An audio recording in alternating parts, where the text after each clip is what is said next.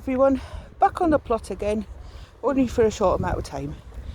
Right, I've got a load of dwarf French beans I need to harvest. We've had a bit of a frost but they don't look very affected, so the frost might not have been that much here. So I think what I'm going to do is I'm going to start over at the Brussels sprouts. So I'm just tripping over the dog here. I haven't had this cover off, gosh, for months. I've just been watering from the bottom. So I think it's now time to take the grown tips out of them. I should have done them a little earlier than this. And just to mention Hanley Plotter's channel, in order not to be a hypocrite and to mean what I say, I'm going to take the grown tips out to indicate to these plants that they're finished growing now. And you can cook the tops if you want, just like a Brussels sprout, and then that means it will concentrate more on making Brussels sprouts than actually growing any taller. I think they've done quite well anyway in height, and we seem to have a fair amount of Brussels sprouts, so I'll just go on with it now. So that's the cover opened, and lo and behold, what do you find? Whitefly. Yeah, so I'm not immune to it. I haven't sprayed them at all. So what I've done is I've topped them, and I've also stripped a lot of the leaves back, naturally leaving some at the top. So as you can see here, there's no harm in stripping anyway further up, because they're already casting off the old leaves, so I'll just take them off. And then and as you notice, there's a load of debris as well, which I was providing a lovely habitat for flora and fauna, so I'll get that all cleaned up as well. See if I can get this screen a little bit further.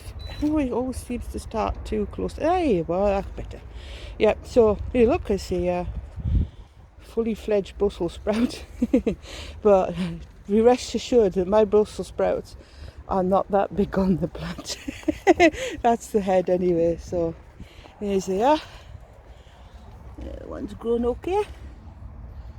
Yeah, seem to be doing a bit better this year than they were last year. So I've just stripped a lot of it off, and the thing is like I'm not too sure whether you can take the whole lot off or not. So I'm going to leave them enough leaf for this photosynthesis in order to carry on growing, but they're not doing too bad at all. We're going to get a harvest off them anyway.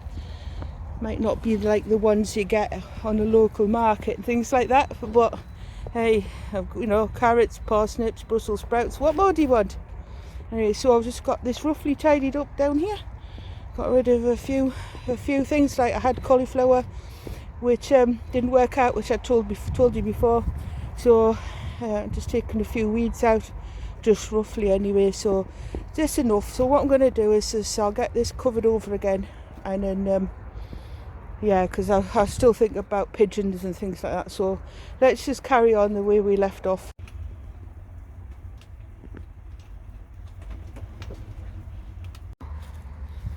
Hello, you come to help, have you?